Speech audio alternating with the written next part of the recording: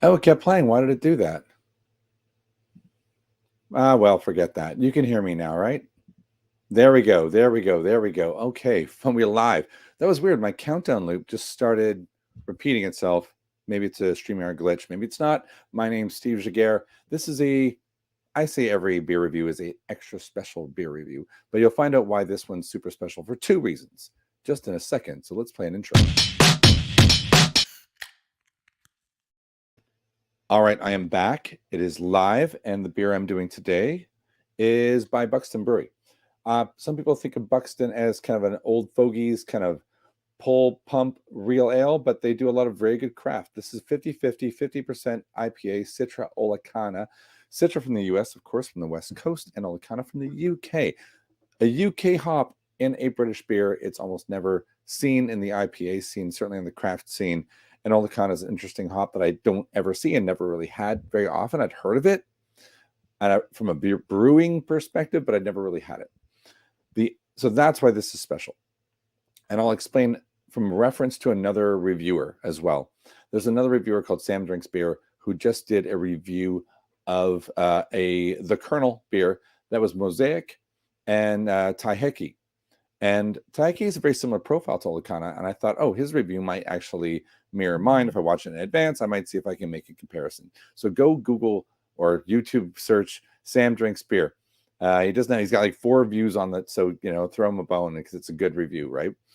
The other reason I'm doing this is because it's almost midnight here in the UK, and today I had the tragic loss of Eva, my dog, who's been on the channel. So you got to way back to the beginning.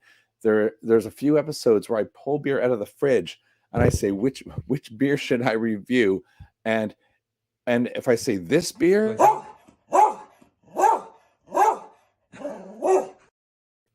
then that's the beer I would review.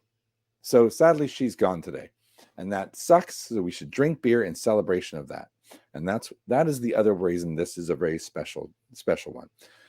50-50 Buxton, no delay, short review, done by midnight. There are other reviews of this online. I always get frustrated when there's a special, I would say special hop, because typically the reviewers, not their fault, but they don't get into the hop. Like they don't really say, here's something new, here's something special, here's why, right? I think that's unfair. So I'm going to pour this out, and you can watch me do it if you like that sort of thing. If it kind of floats your boat that you like to watch people pour beer, everyone does it. It looks like a lager.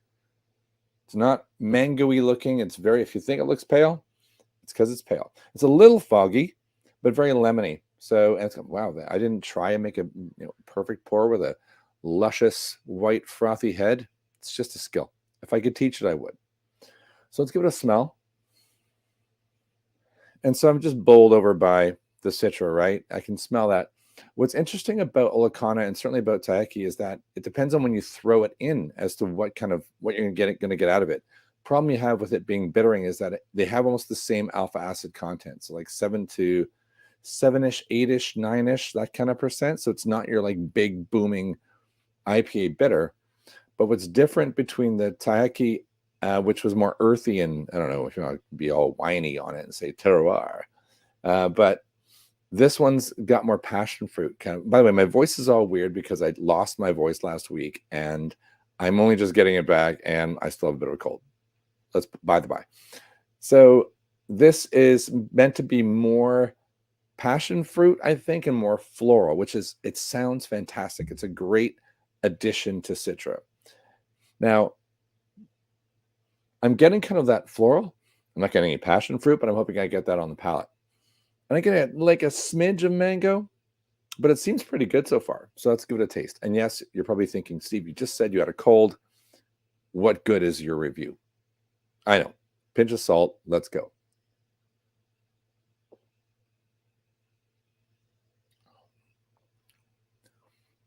Oh, by the way, I didn't say what percentage it was. I should. As soon as I taste the beer, I'm like, this is not a high percentage beer. It's a 5.5, which isn't bad. I thought I was going to say it was more like a 5.8, 9. No, it's really super mellow, really easy drinking. Hold on. Let me give me one more.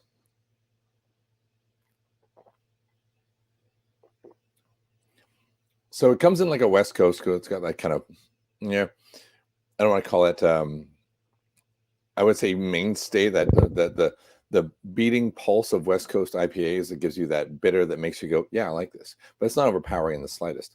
What I really like is that there's some kind of weird, I don't know, I'm just copying my own description, floral, not floral. It probably is the passion fruit, actually. There is that passion fruit that if you actually, I don't mean if you get passion fruit flavoring, if you actually eat like some, nobody eats passion fruit, like not really. Maybe you put it in a cocktail, but if you eat a bit of it, you get that which is not, I think that's what makes it unique. It's a little bit like when I talk about eating the zest of a grapefruit. No one does that, but you probably have done it, right? Either by accident or intentionally. Sometimes you get that out of Citra. This is what you're getting out of this. So I'm getting that kind of straight up passion fruit. And then, hold on. Beer's like a cologne.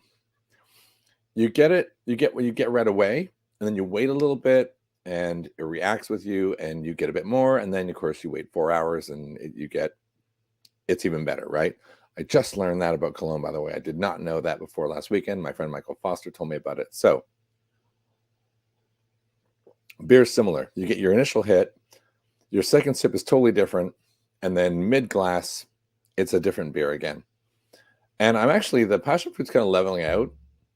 The citrus kind of knocking maybe a little bit too much, but it's perfect. And then there is a really nice florally passion fruit thing going on. Maybe not want to say lavender, but there's like a rose hip, or rose, you know, like a rose cordial, a little tiny bit of that, which I kind of hate sometimes when it's overdone, but it's just right in this one.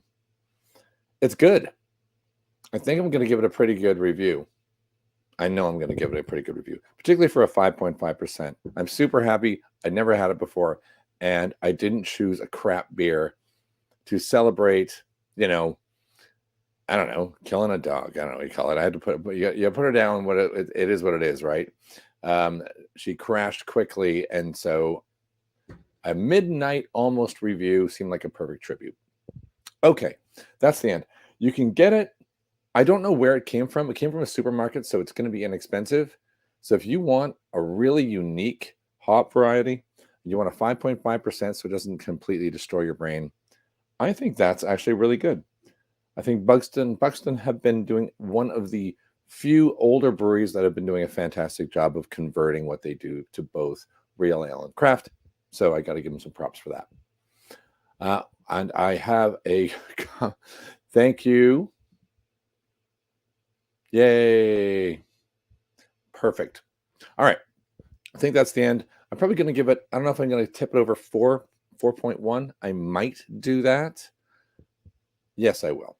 Why? I'm in a good mood and I'm celebrating in a way, like a tiny personal wake. All right. I'm going to sign off for now. That's the end of this one. Thanks for watching. My name's Steve Giguère. Follow me on Twitter. Do all the things. Hit like and subscribe if you like this sort of thing. And other than that, I'll see you next time.